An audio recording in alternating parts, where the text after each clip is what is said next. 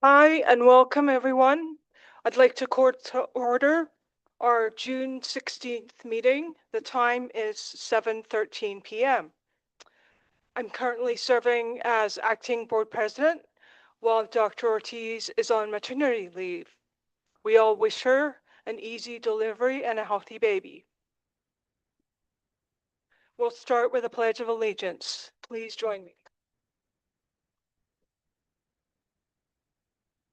Pledge allegiance to the flag of the United States of America and to the republic for which it stands, one nation, under God, indivisible, with liberty and justice for all.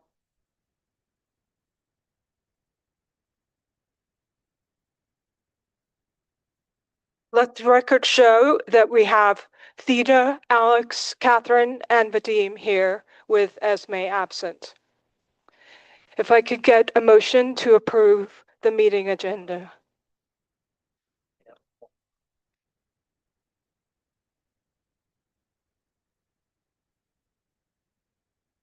Okay, who is interested in running for clerk? Catherine. Okay, do we have any others interested? Okay, seeing none. Okay, But I could yeah. be acting vice president then, well, no, probably not. You could do both. You could do both. She could do both, can she? Yeah, she could do both. Yeah, I was like, are we demoting? Are we demoting Alex? Yeah. Okay.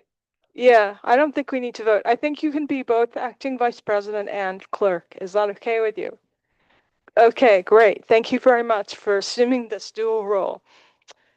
Okay, we're moving on. If I could get a motion to approve the meeting agenda.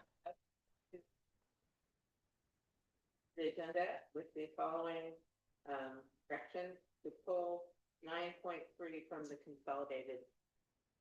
Pull from the agenda, period. From the agenda. Okay, all right, can I have a second? All right, moved by Catherine, seconded by Alex. All in favor? Okay, I understand. We're pulling it, it's actually a duplicate of 9.4. Okay, so 4-0 approved the agenda. Okay, now I have a report out on the closed session. In closed session, the board voted 4-0 to approve a compromise agreement with parents of a student to resolve potential and threatened claims against the district in exchange for funding of private services and an alternative program for the student during the 2024-25 and 2025-2026 school years in an amount not to exceed $85,959.60. And that was a vote with 4 votes yes, and so it's 4-0 votes.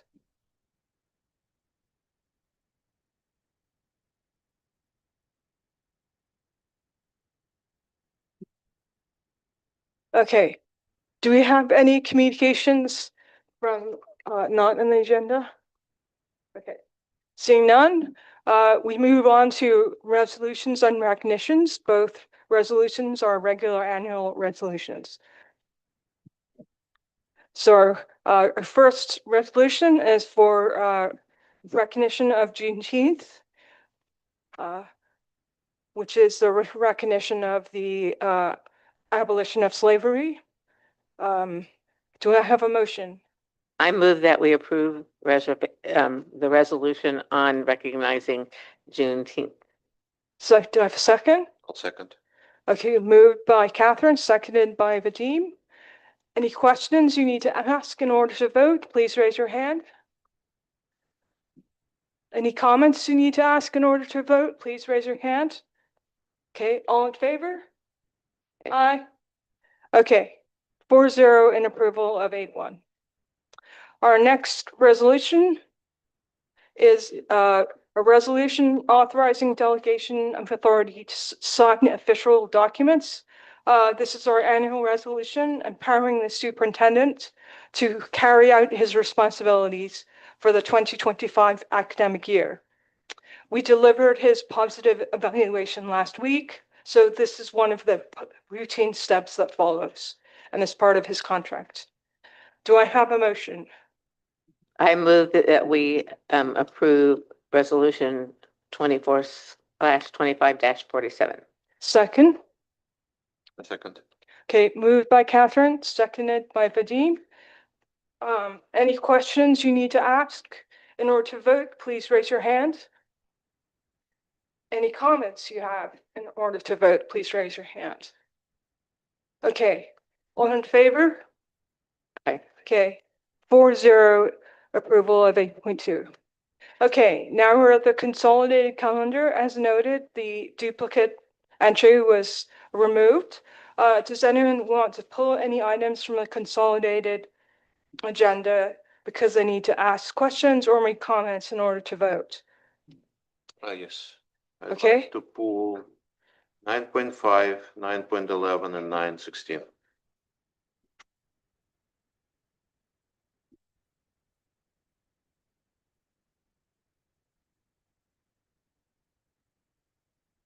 Okay, so do I have a motion to approve the consolidated calendar except for 9.5, 9.6, 9.11, and 9.16? 9.6. Did you say 9.6? 16. Yeah, 6. 5, 11, and 16? is that what you said, 5, Vadim? 11, 16. Yes, that's what I hope I said that correctly, yes. Okay, all right. We generally just vote on this, so, right, because pulling is the same as if you have questions, so. All in favor? Not quite. I have a question.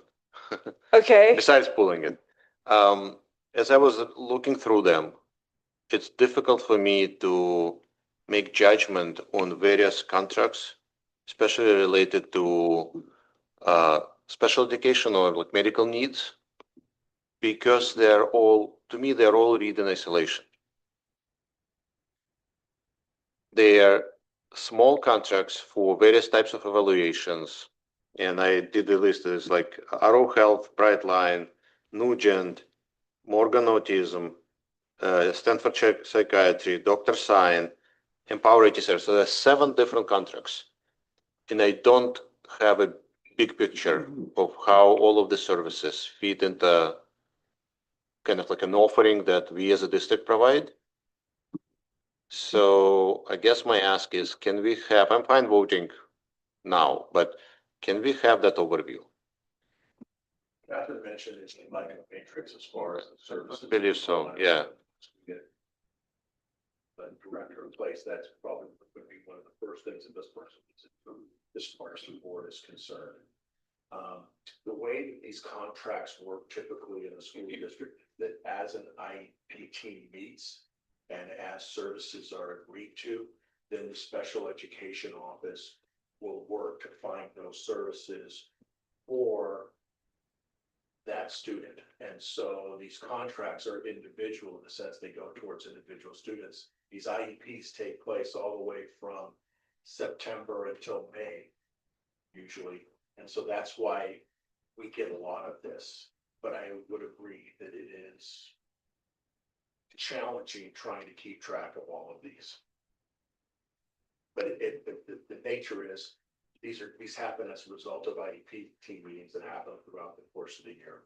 And as soon as those services are agreed to at an IEP, then the student services office puts an agenda out there for the board to approve. An agenda item, excuse me. okay, so I note the Vadim and Catherine's request. And I think, so I knew the majority of the board's request to have a matrix of special ed. So let the record show that. Are we ready now to vote to do a motion for the consolidated items, or does anyone have any other questions before we move forward? Okay. Did anybody move? Nobody moved it yet. We didn't move. So can we have a motion? I move that we approve the consolidated agenda minus 9.5, 9.11, and 9.16, which have been pulled. Okay, all in favor? Aye. Okay, Vadim, so you had questions? Why don't we just go through them? Do you want to go through them one by one, or do you have a question about them as a group? No, one by one. Okay, all right, so let's start with, So 9.5, the transportation, I just wanted some data. How many students are using the service right now? Yeah. And this is between Los Altos and Mountain View Yeah, campus, right? so it maintains a different vendor than we've been using. This is per the request of Freestyle staff, but Primo Transportation has actually been providing transportation, Terry may get this wrong, but to Metro Ed or to for some of our CTE students there. So it's maintaining the status quo in terms of the routes. So it picks up students at Freestyle in the morning, takes them to Los Altos. Sometimes waits, sometimes it's a different driver that comes depending upon the gap, and then brings students from Los Altos to Freestyle for the afternoon session. But it's a max of up to about 13 students based upon the size of the vehicles. That's it's a small bus or really large van. That's the max. And how many students are using the service? It's full. Okay. Yeah, correct me if I'm wrong, Terry, but yeah, it's full. In fact, there's typically each year we have more students requesting the transportation, but we're limited by the size of the vehicle to transport. Just the one that max number. You used it this year. I believe it was also 13, like Yes. double check that number. Mhm. Thank you. Yeah, What did Okay. you say was the size of the bus?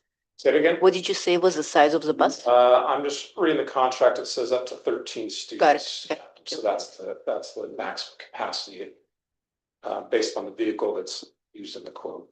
okay. Does anyone have any questions or, okay, any comments? Okay. Can I have the motion? I move that we approve 9.5. Second? I second. Okay, moved by Catherine, seconded by Alex. All in favor? Aye. Aye. Okay, that's 4-0. Okay, now we're moving on to 9.6, No, 9.11. 9-11. Okay. Okay, so track and field, is this a contract for the actual work or it's a management contract to evaluate what's needed? This is design services of a landscape architect to help with designing and walk through the DSA process to replace the existing synthetic turf fields at both high schools, as well as scrape off the top layer of the track and resurface. So it's design services would be the technical name. So not I a see. contractor to do the work, not a management company to oversee the work. This is really the architect to assist with that. Do we have an idea of what the actual work would cost, and do we have the budget for it? Yeah, I can pull up, so let me back up real quick, because I don't want to take a lot of time. Brett is the individual named here, has worked with the district and been a part of second synthetic turf fields we added as part of Measure E at both schools. And he worked with a prior company, actually in the original, or the installation of the current fields at the stadiums. So we actually brought him out, let's say January-ish, maybe even late fall, to come and look at the fields, inspect them, give a sense of like, hey, can we get another year, another 2 years out of them? What's the health of them, as well as look at the track. We looked at even, do you scrape off the top? Do you go all the way down to the asphalt? And because he had knowledge and experience with them, he was able to provide us some guides and estimates. I do have an email with kind of a rough order of magnitude estimate of what the cost would be to replace it. We plan to use just district maintenance funds to do it. We have some funds left over from the current fiscal year. We'll allocate some for next year. And then this will be a summer 2026 project. So it actually falls into the following fiscal year after July 1, 2026. Okay. And So short answer is yes, we have the budget for it and are including it in our maintenance budget. okay, okay, you recognize Catherine? How long do these things last? You said he had 10 years is the industry standard. So the current one, it was 2014. remember well, I transitioned in this role from my prior role. And the turf fields we have in our stadiums are actually the second iteration of those synthetic turf fields. And we have field turf come every year, annually inspect, do testing on it, impact testing, and do some maintenance. So the places that get a lot of use, the center kickoff of soccer, center circle in between the hash marks, where you have colored lines, sometimes they get torn. So we do have them repair them to make sure those fields are playable and safe. And Brett even came out and said, yeah, with some of that maintenance, we can easily get another year of use from it, but it's getting towards the end of that life. Okay. Quick follow-up.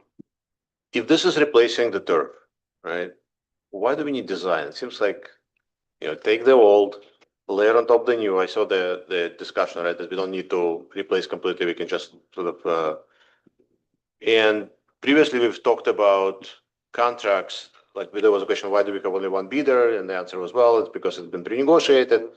This is something that every school district does, right? Everybody has a track, everybody has the same, I assume, similar material maybe. Like, why do we need design? Can we save $100,000 not to have a design, just have a contractor go and do the work? Because they make us, if we have to have, if there's a project over a certain amount, it has to be designed by an architect, and they review everything. Not only do they review the scope and the plans for what we do, they'll also look at egress and path of travel, even though it has nothing to do with the project. Yeah, so part of in that scope, and I pulled it up, right, section 4.0 talks about DSA access only, and access only just means that's accessibility, there's fire and life safety, there's structural review, those are different categories of the Division of State Architects. So the field, there's no structure to review, there's no fire, life safety type thing, but there is access only you needed for it. So you do need an architect of record to submit on the district's behalf to DSA. DSA will take their fees, as they always do for projects. So this is one of those almost necessary components. So, And then yeah. the architect will guide us. I mean, yeah, there's certain questions we could probably come up with on our own, but these folks design fields all over, the country. So what kind of, is it rubber infill or corn husk, or what color do you want? So Mike, with with all due respect, I think we understand that DSA is requiring this. The short answer is DSA requires it, right? That's the short answer? Yes. Okay, so are we comfortable moving on with this, or do we have more questions about it? No, I would just like to tell the new board members, and you and I were on facilities committee and stuff before, that's one thing we learned, is that absolutely everything has to go through DSA to do a school project. I mean, at home, if you change your mind and want to put paneling up instead of drywall, you just do it. No, not if it's a public school. You have to go through an edit, go back to DSA, make sure that material is approved, blah, blah, blah, blah, blah, blah. So this happens all the time, in other words. Okay. And just for you to know if there's questions like this in the future. Okay, so are we comfortable calling question? I'm comfortable calling the question, Okay, so and can I have a move that we Okay. approve 9.11. All right, I have a second. Second. Okay, all in favor? Aye. Okay, so that's 4-0. Okay, so then I hope I got the number right, 916, correct? Okay, 916, yes. Okay, so that's an agreement for translation services. Why do we still need a human translator in today's day and age? Why can't we automate this? Oh, well, first of all, it has FERPA and HIPAA information included. So this is for students with the IEPs that has strict protection around it, as you're disclosing very specific student data, whether it be medical records, et cetera. And so ChatGPT is just open, and even if it's closed within, there's been districts who have been PRA'd and have used ChatGPT to help something as simple as write an IEP goal. And because student information was in there, that is exposing and breaking FERPA or HIPAA. In addition to that, translation for special education and IEPs, it's very technical language. And so flow translation includes translators and interpreters that have been highly trained in the special education realm so that they can correctly translate or interpret the technicalities of the IEP language to the families in their home language. This is live translation or it's written?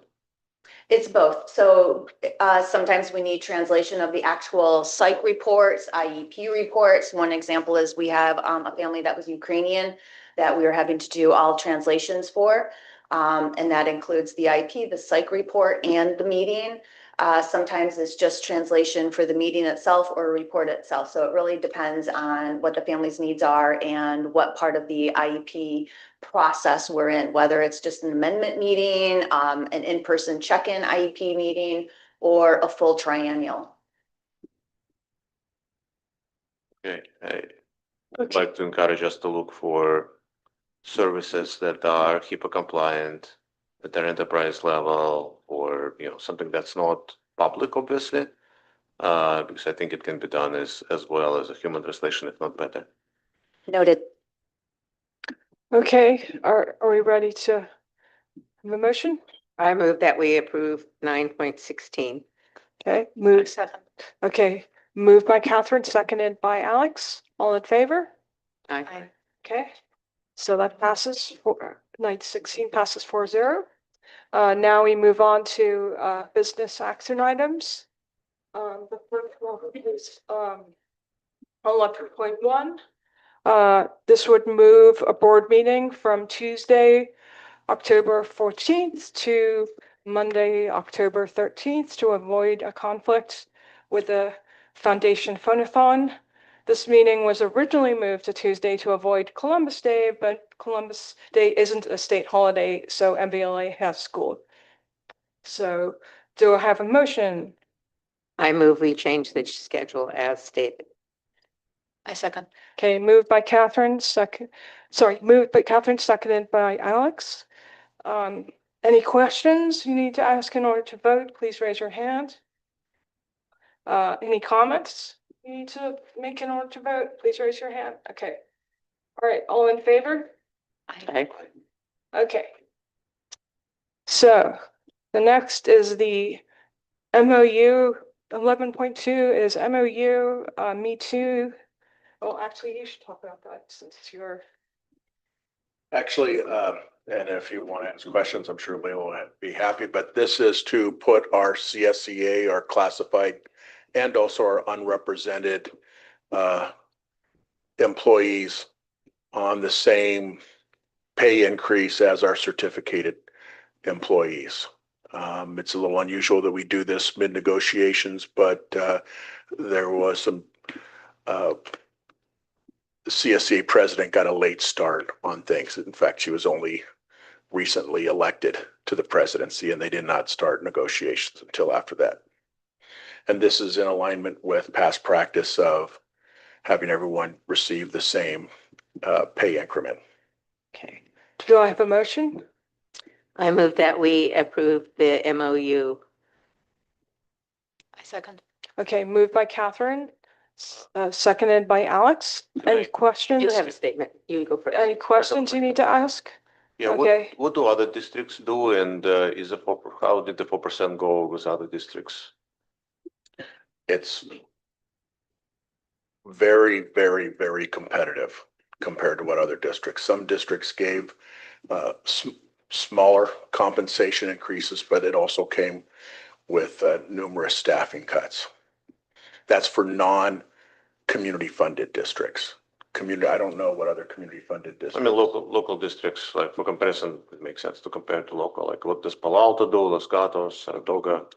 I can pull up the comps. I don't want to just answer offhand, but there were some districts that had one-time monies still. So we did see percentage increases even up until, about 7%. But that could also be paired with other things that the district would be doing to compensate in order to provide that raise. And then, as Eric alluded to, there were certain districts who were not negotiating significant raises. So I think both DTA and CSEA we're very, very pleased with this agreement. Fremont Union uses a formula based upon new revenues, so they don't even know what their raise is until they receive all their money. And I forget what, I could ask what that formula was, but they're formula driven. Catherine? I would like to see that formula, for one, and for two, it's a slightly different question than Vadim's. How many districts do the Me Too part? So it's typically very customary in districts, I will speak from my former district as well, that the unions tend to agree upon a similar raise, so we could be equitable amongst all members of the district. If there are certain units that have certain needs that differ, the total cost can be considered.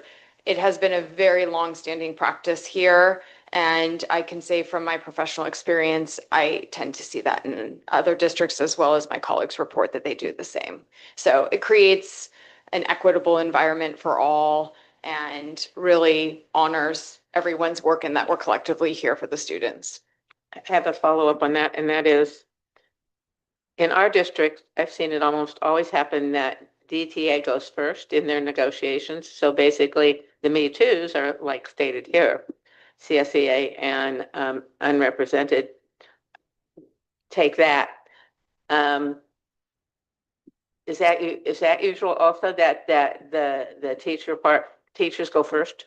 Not necessarily, and actually, it's very interesting that you brought that up. This year, we've already spoken with CSEA that we will start negotiations in fall in tandem with DTA, because we certainly don't want to have that dynamic that one unit sort of negotiates and then another piggybacks as the Me Too. It'd be great to come to collective agreement on a similar timeline. Again, this year, the timeline was a little bit altered due to the late start, but certainly that is not the objective. Usually there's a true up. If somebody negotiates first and it's a lesser than the second unit, whatever it is, then sometimes there'll be a true ups. But Me Too's are definitely very, very, very common in school districts. Okay, can you define what a true up is for? Let's say that teachers were the first to negotiate with Layla, and they negotiated 3%, and then CSEA went on and we negotiated 3.2% pay increase. Then we would probably go back and true up teachers to 3.2. I've seen that happen as well too, when one settles before the other. Okay, does anyone have any comments before we vote? Okay, all in favor? Aye. Aye. Okay, 4-0. Okay, next we move on to 11.3, which is the California dashboard LE indicators. This is a statutory thing that the board must approve. We follow a formula given to us by the state for our local indicators. These are things like we have standards-based curriculum and some of the other indicators that you see on the state dashboard. Recommendation is to approve unless you have any questions. Okay, can I have a motion? I move that we approve the indicators. I do have a question later. Okay. I second. Okay, moved by Catherine, seconded by Alex. And you have a question, Catherine? Well, the only other choice would be if we found a mistake in them. Somehow we would, Terry and the team would tell the dashboard people that before we come to this point where we approve them. I mean, what if they are wrong, but we have to approve them? Well, Is this just approving the indicators themselves, or is this approving the data that comes with it? It's approving that we meet the standards for the state regarding the local indicators. Okay. and then there's text exclamations, excuse me, For each- that if for each one, so you read those and as you will note we rate 5 and I think only but 2. So you're comparing that to the state standards and not to our own standards. As you know, we're a continuous improving district. Right, So but that it- doesn't mean that because we rate 5, we rest on our laurels. It still means we need to work on. Well, Yeah. but what I mean is, if we found a material problem with the rating they gave us, what do we do about that? That's what I'm trying to say. Then we would vote no on this We report. self-evaluate to get to this report. Yeah, so Okay, so, but what if they typed it in wrong and didn't have our self-evaluation, we correct them? I mean, so what we see is what we said, and so we are approving what we did. Yes. yeah. Okay, I just It's wanted to verify that self-evaluation. and that there wasn't any discrepancy between what the state put on there and what we said to them. It's us evaluating, so it's a self-evaluation that we sent to the state. Does that make sense? No, I know that we sent it to the states. I'm just saying, what if they got it wrong when they put it in their system? Then it would be wrong. Well, then But we it's would, not. if They all of a would sudden the dashboard, if we meet all these indicators and we look at the state dashboard and it says not met, then we have to contact. Okay, This- so there is a way to correct if they get it wrong from what we gave them. That's all I wanted to know, really. Thanks. I have some other questions. So this is interesting to see the self-evaluation approach. I imagine that that's the process and that's how all districts are doing it. I think priority number 6, where actual survey, healthy kids survey data was used to evaluate ourselves, was my favorite because it was very clear how great of a job we've done and what is the data that's also structured and very easy to interpret that shows the results of that work. And I'm curious, and maybe for some other ones, it's possible as a feature to also incorporate more structured data to the extent possible. Obviously not for all, but that's one question I have. Yeah, the other pieces, there was a lot of sort of like verbiage there about relationships between school staff and families in a couple of different categories. I think probably a survey just like the Healthy Kids would have been very helpful. Somewhere down this document, it mentioned the survey in other categories, but didn't really use those results in a very explicit way. So I was curious, what are the surveys that we do for parents in the community? Can we better understand them? What do we ask? Are these broad scale? Should we be using them? What should the board learn from it? Etc. And if we don't do those, and if it's smaller scale, what was mentioned, should we be considering a broad parents or community survey?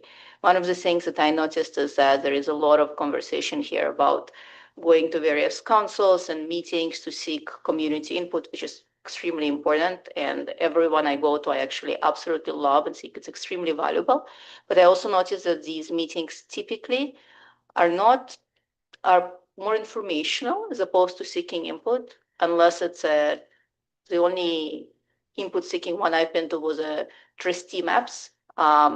That one was a lot about the feedback from the community versus everything else is usually very informational, which is extremely important, don't get me wrong, but I also wonder, could we do more to seek input, to evaluate ourselves against the input, because it's very explicit here. It is the parents and the community relationships and their ability to work with us to drive outcomes. And I think that's extremely important.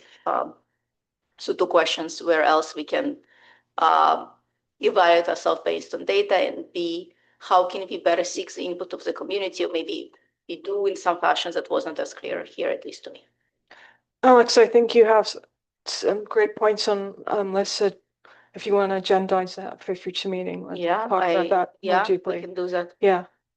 I don't know if Terry wants to reply something quick now or happy to agendize, I especially think it's a We deep did- question. We did solicit input at the family partnership, so that was one place where we did collect information from parents regarding the LCAP, but we could probably do that in more places as well. Yeah, I think I was there. And it felt like there is more we could do to solicit input from the broader community. So Yeah, I want to give the topic that you raised the time and attention it deserves, because I think you've asked a deep question. Sorry. Yeah. sounds good. Let's agendize. Okay, all right, so does anyone else have any questions? Any comments? I have a comment. I see no framework or understanding of how we came up with these evaluations. So it's difficult to vote on this without understanding how we chose 5 versus a 1 versus 2, 3. So last year so this is an annual, and last Yeah. year when we reset our LCAP goals, we incorporated feedback from community members, various stakeholders that we solicited to also give us feedback into the LCAP and reformatting our new goals. And so that was more comprehensive this year because it's same standards year after year, and we had all 5s in there, almost all 5s, and there hasn't been changes in our implementation of the next generation science standards or the Common Core, the California Healthy Kids Survey. So there was lesser community input this year from various stakeholders to give us these scores because there was a lot of confidence that what was deemed last year was rolled over into our effectiveness this year. How should we consider concerns from the community about ethnic studies curriculum, about history curriculum, whether it satisfies the standards related to world history? So this was all based on a qualitative input session. As you can see at the top of the rubrics, that it goes from exploring to full implementation. And so there's no structured in terms of what does it mean to get a 4 or a 5 for the California world history or the science biological studies or the science physical studies. It was just qualitative feedback.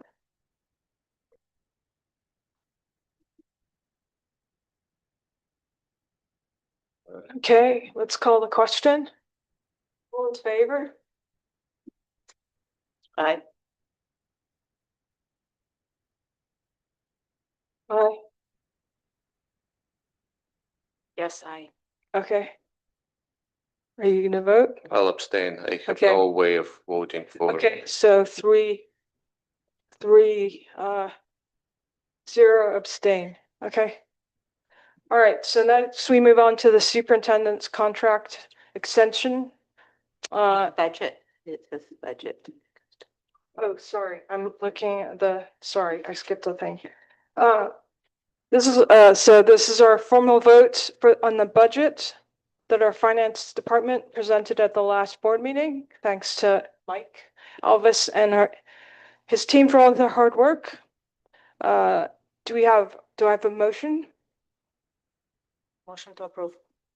Second, Motion by Alex, seconded by Catherine. I do have a comment though. Okay, first of all, do we have any questions or do we need to see the presentation, part of the presentation again? Well, mine might be a question rather than a comment. How do we know if anything changed from what we saw last time? Nothing has changed. We have to vote on the same thing that was presented last week. If there's a change in the budget, between which there will be, and if it's a significant change, then we will turn in a 45-day revision within the first few months. And then any other non-significant changes will come out in the first interim. Okay, so the follow-up question is anytime there's, and this has happened in the board in the 6 years I've been here, not on the budget per se, but on other things where we're like approving a procedure like we did for some of our board policies and stuff, then you see the outline of the new one from a first reading, and then I guess you get second readings, third readings. I mean, how, not counting the budget, how is it going to work? You may have noticed in our first and second interims, especially the first interim, changes from adopted budget to first interim, and then also notes what created that change, whether there was a significant increase. Yeah, no, I get it for the budget, for what you're talking about, but in other situations, how do we have, like, board policy changes or whatever? The first reading and then the second reading, I mean, this is the approval after first reading last time. So in a comparable situation, you have a first reading of something. Is it always true it's going to be the exact same thing that we vote on? I believe we have to vote on having the presentation last week as part of the law. Mhm. We have to have a public hearing on our budget, our ending fund balance and so on. So we would not be able to bring a change to you tonight that was different from last week. Okay, yeah, I get that. But what if it was something else that we had a first reading? For example, the board policy, Mhm. those are under different laws than the state Okay, budget. so it would be different then. It would be, And, yes. and that's why we do see sometimes a change between this Correct. version, that version, and either a second reading, third reading, 27th reading, whatever. Correct. Okay. I just wanted to Okay. verify the difference. Yes. Okay. All right. So we ready to call a question? Yep. Okay. So all in favor? Aye. Okay, that's 4-0. Okay, now we are ready to move on to the superintendent's contract extension. The superintendent's contract states that following a positive evaluation, like the one we gave him at our last board meeting, we are required to extend his contract by 1 year and approve a salary increase based on COLA, which is the cost of living adjustment. If we don't approve this, we will not be honoring the terms of his contract. Do I have an motion to approve 11.5? So moved. Second. Okay. Are there any questions? Any comments? Okay. All in Eric, favor? you're stuck with us another year. Yeah. All in favor? 3 more years. Aye. Okay, that's 4-0. Okay, so now this is our second and final public hearing and board vote on the LCAP that Terry presented at our last meeting. Thank you to Terry and her team for all their hard work. The LCAP follows a multi-year cycle with goals established in the first year. This is a mid-year update. I think I have to do a public. No, we did that last week. All we have Okay, to do is all right, vote. good. I don't have to do anything then. Good. All right, do I have a motion? Yes. Okay. I move that we have approved the LCAP. Okay, second? I second. Okay, moved by Catherine, seconded by Alex. Any questions? I have a question. Okay, So we obviously had a reading last time. Thank you, Terry, for all the hard work, for explaining everything clearly to us. There was a bunch of feedback that the board gave. I'm curious, are there any changes or any actions that maybe outside of even what's written here that we are planning to take, given that the majority of the board gave some comments last time? So there's no direct revision on the LCAP itself. After the meeting, it was posted and immediately went to the public for comment. The feedback and revisions, though, that were given are easily folded into the current plan as it is written and will be implemented and into the next school year. And we can report back on those. I made notes on that myself, but there is no direct changes that took place on that document. Makes sense. Thank you. Can you state some of the things that you're planning to do revisions that are not necessarily part of this, but? So one of the concerns was that is constructing meaning. There's actually the majority of the time that we all spoke was focused around tier 1 instructional strategies, and if constructing meaning was a viable use of district resources and teacher time. And so what will take place over the next course of the year, and we've already started having conversations on this, is what is the comprehensive data that is showing that this professional learning that our teachers are involved in and incorporating the strategies, that it is enhanced, supporting all students and not benefiting some and harming others, and that we're seeing progress being changed. So that was the most comprehensive of the feedbacks that I gave, or that I took note on. Yeah, that's super helpful. Yeah. Okay. Yeah, thank you. So could we see Okay. the summary list of, I mean, we were in the meeting together, but the summary list of what, in other words, you got out of it or you are taking away to work on from that. And that speaks to what I was talking about, first and second readings and stuff like that. Too, is that, okay, this didn't change, but there are changes in our operation or administration based on the comments there. So how do we have the feedback on these things happening? I appreciate the request for that feedback, and I could supply it to Mr. Volta, who can give it in the next superintendent's update. Thanks. Okay, I called the question then. all right. So Catherine's called the question. Okay, all in favor? Aye. Are you voting? Yeah, are you voting? No, I don't understand how we are moving forward with this. If we have a feedback, why aren't we incorporating in this, I'm reading at actions. It clearly says constructing meaning feed will be provided. We are moving forward with it, even though the board questioned it. So that seems like ignoring what the board said. The feedback that I got from the board was more questions and less direct. I would like this changed. What I heard from the board last Monday was questions and concerns and the request for additional data to determine why we're doing the actions that we're doing. And so, as I said just a moment ago, what will be incorporated into the next the next coming up school year is the incorporation of the data that is showing if this work is meeting the mark. I did not hear a directive of any specific changes that needed to be made. More, I'm reiterating myself right now, but more, what is the data that's showing that this is viable use of our time, energy, and resources? And furthermore, the LCAP is not just a board document. This also is a document that has community input. And from the family partnership meeting where constructing meaning was presented and shown, it actually received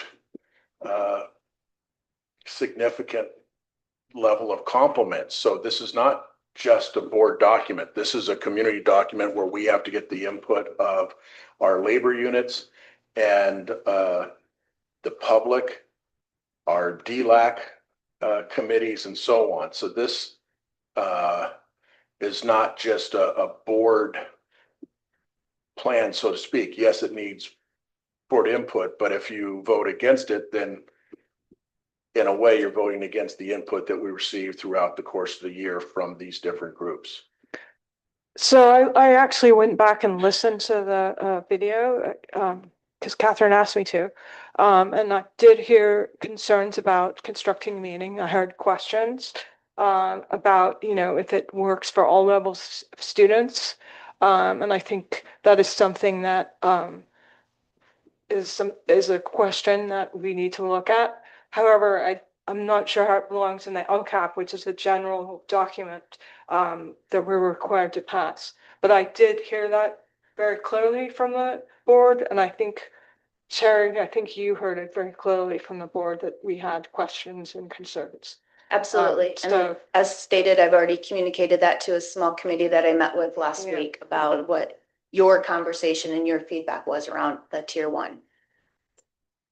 But yeah, the LCAP is actually a joint document with the community, so it's not just a board document, whereas constructing meaning is a kind of ed services curricular decision that the previous board had passed, and we can look at, if the current board is still on board with it. So, but it's already in motion, so we have to at least see the data from my understanding from what you said at the meetings. We at least have to see the data from the teachers that are starting to influence it, which takes some time, is what I heard you say. So, but that's separate. It is part of the LCAP, but it's not what we're voting on tonight. We're voting on the LCAP. which is a community local control document. So we already voted. We're waiting for. Yeah, so we're waiting for Vadim. So what are you gonna, So how are you soliciting feedback from the community on LCAP? Like, I'm a parent in the community. Nobody have asked me about constructive meaning. Like, I've never had a chance to say yay, nay. I don't understand So- how we, as a process, how we're allowing, expecting people to give us the feedback. so the LCAP is, well, Terry could tell you, but Terry could tell you the process of the Well, LCAP. first and foremost, it's been published for over a week now, allowing for community input. In addition, it came to the board back in February, once again, reviewing all of these plans for the community at large to hear. In addition, we go to various committees to get input as well. We visit student classes to get input. And one of the pages earlier in the document, it gives a breakdown of all of the stakeholders that we worked with to get input on the LCAP if you want specifics. Of date, et cetera, date, what the community or community group said. Terry, when is the right time for the board to give input that could actually be considered informing these plans, whether it's the goals or the actions? Because I probably remember February, but I feel like we gave a bunch of feedback, but I'm not sure of sort of what took place and how it was incorporated or not. And now I wonder at which point during the year is it most helpful to give input as opposed to like kind of now where we are already in motion. Yeah, the feedback I recall in February revolved around quite a bit of SMART goals and what are the metrics, and that there was fundamental components that was missing, not necessarily the goals or the actions themselves. My presentation, yes, last Monday started by clarifying what the format of the LCAP plan and template was, and that it was set up to be very much like a SMART goal with the broad goal, broken down actions, broken down metrics with timelines. And so I believe how I brought forth the plan last Monday clarified some of the questions and concerns about how the plan was brought forward in February. Super helpful. So is February then the right meeting and time frame to give feedback either on actions or maybe on goals? It's even earlier. So February is a required mid-report date. I think if we're really wanting to be part of the stakeholder community to give input like every other community member, that would be a great time for us to unpack what the actions are, take a deeper look at what the metrics are, and give that specific feedback for the Is it next the year. same for the goals? And that feedback would be for feedback going into the future year. Goals, metrics, actions within the goals. We have 2 goals, and then the 2 goals are broken down into 6 action steps or 13 action steps. What I heard from the board on Monday is it wasn't necessarily the broad goals that was called into question, but it was some of the actions underneath those broad goals that there was more request for information or data on. Super helpful. Sounds like February is the right time to give deeper input. I think what we need to do is we need to come up with another calendar, an LCAP calendar, the mid-year. The February is a mid-year review of how we're doing on some of the metrics we've given the goals and some of the changes that we made in the LCAP. Probably we need to devise another calendar where it shows everyone that we've met with, the input that we've received, possibly on surveys, bring that back to the board, let the board know what the community says, and then we'll incorporate that into the LCAP. And it sounds like that's something that you're leaning towards. Yeah, and get board input, just like with all those other stakeholders. Otherwise, it's a little hard to react. I would agree, right? Like it seems Well, like a done deal. Just to note, the board does sit on various committees that the LCAP came to, like the DLAC, like the Family Partnership. So we are working to utilize and incorporate our trustees' input, less about a board meeting and more about the various committees that you all sit on and support. Okay, Catherine? I think maybe, and as we want to dive deeper in a lot of these things, I see more of a use for study sessions, but study sessions which are actually working sessions, not just being presented the information, but where we Fair enough. bat around the information. Gary, we can discuss offline, but just one mention. I was in the Family Partnership Council, where I guess that must have been the meeting where we are saying input was requested. I'm not sure like that it was that people realized sort of the impact it would have, or maybe some, right? Maybe some did, some didn't. And it didn't feel like the process that I would imagine in my mind of how to solicit input, where we say, okay, here's what we're thinking. How are you guys supportive of that or not? Is there anything else we should consider? So similar to the trustee maps, it was very, very clear. Here is what we are, here is our plan. Please give us your feedback. Folks mentioned different considerations. We updated our maps as a result. Somehow the LCAP, at least in my mind and my understanding, the input wasn't seeked in a similar fashion. So Received, thank you. Okay, does anyone else have any questions? Well, the dean was still voting. Yeah. We're still waiting for one vote. Yep. Okay. Okay.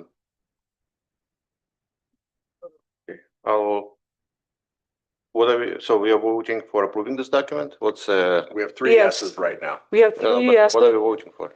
We are voting whether or not to approve this document, which is Accept it, if The you will. LCAP. the LCAP, which is to accept it. It's a,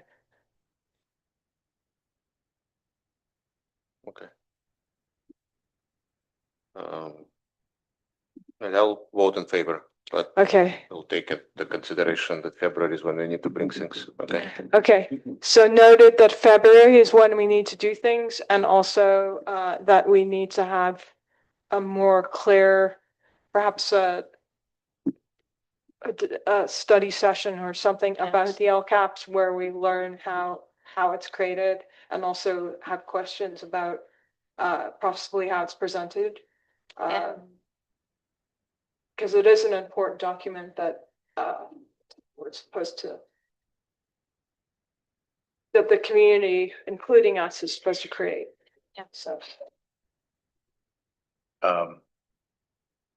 Again, the February is a statutory required meeting that has to give an update on the LCAP that you just approved, mid-year LCAP. Terry and I will devise a calendar as far as community and board input on the LCAP for next year, Okay. okay, that sounds great. for 26, 27. okay, great. Thank you. Okay, so we now move on to 12.0, board operations. So we have board suggestions for future board meetings. I know Alex, you want? Yeah, so let's agendize sort of this topic of in the LA indicators, state indicators, how do we better use data to not evaluate ourselves only qualitatively, but sort of have more quantitative approach? That's number one. And as part of that, how are we getting the feedback from the community on sort of the categories of building relationships and working with the community and parents to drive student outcomes? What surveys are we using? Are they broad enough? Should we be expanding them? What information does it give us? What should we learn from it, etc.? I think you're asking for two things. The Two things, yeah. local indicators is just I'm not familiar with the form that we used. However, it is pretty well stated in the ed code as far as what a district does to meet these indicators. And I don't know if there are any districts in the state that don't meet their local indicators, however they report it. As far as the surveys and so on, that is something that we'll work with Terry on. We'll bring a report back as far as the calendar and how we're going to solicit information regarding the building of the LCAP for next year. And then we'll also one of my goals is to look at what metrics are going to go towards the board goals up there. What are we really looking at? One of the things that Terry and I have already talked about is how do we focus our specific student achievement data towards the goals that we're really looking for. And we're already starting to have those conversations for next year, and that'll be on the document that I'll bring back in August. So that sounds wonderful. I think one of the open Plus questions, one on, that sounds wonderful. yeah, I think one of the open questions that comes up every couple of meetings, to be honest, is the goals of the district, right, of the board as stated there. And since we have sort of like a newish board, how can we realign on those? And we've talked about doing this in some workshops. We haven't really gotten there. I know there is some additional time planned, but I think that would be tremendously helpful and then help with Realign the or metrics. revise? Say it again, Realign or revise? might be revising. Okay, I mean, if that's not what we like and we want to revise them, then we'd have to come up with a process to revise them.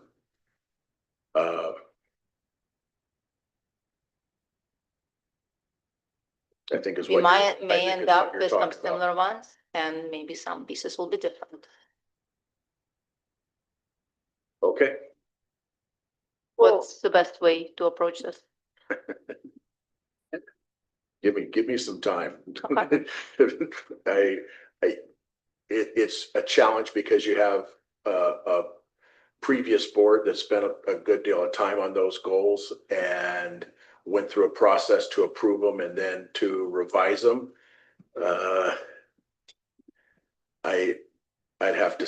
Let me think about a process that we do that because I want to be respectful of the time and energy that went into that last board, but I also want to be respectful of We could, those things. we that could we start want with to something simpler, right? A session for the board to see if we want to revise them or align on them. Okay, what do you mean by realign those goals? Realign, meaning we all look at the goals and say, yeah, we agree and we are aligned that these are the goals of the district and we should be measuring progress against these goals.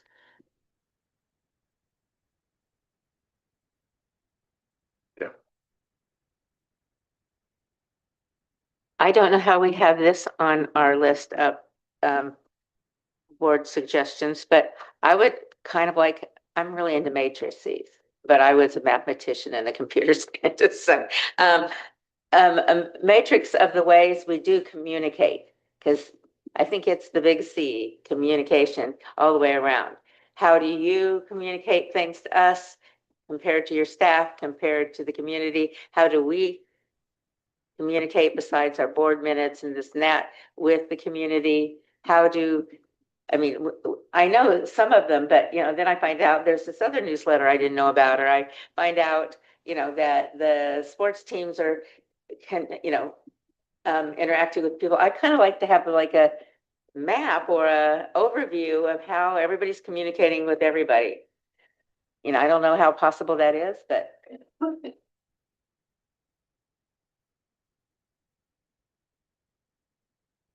it might be helpful to know our gaps just or whatever, instead of saying, oh, we're not getting to this group, what should we do?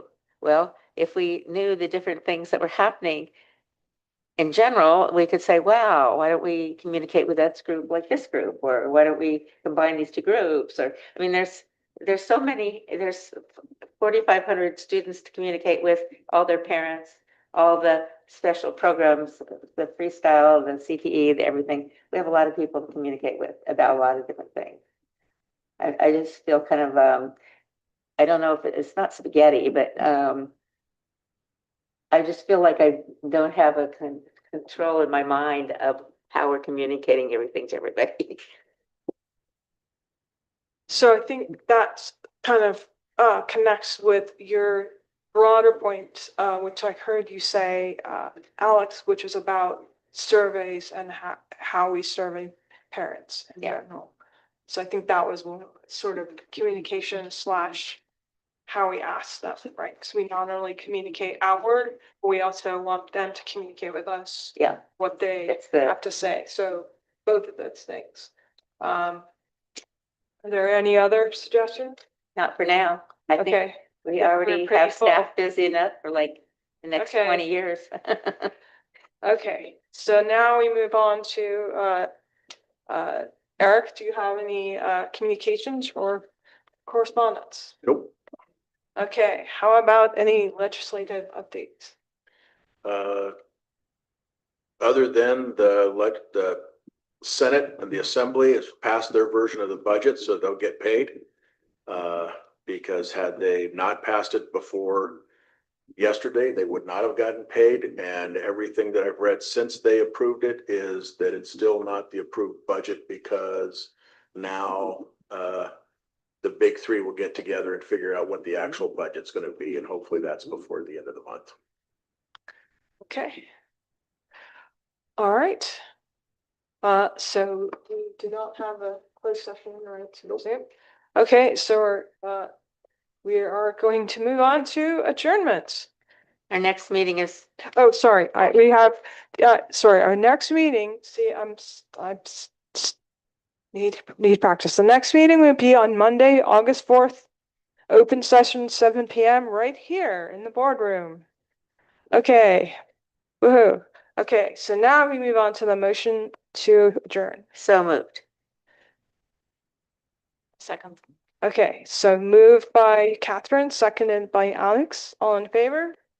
Aye. Okay, meeting is adjourned at 8:18. Do we all get, a prize for this being one of the meetings that's over this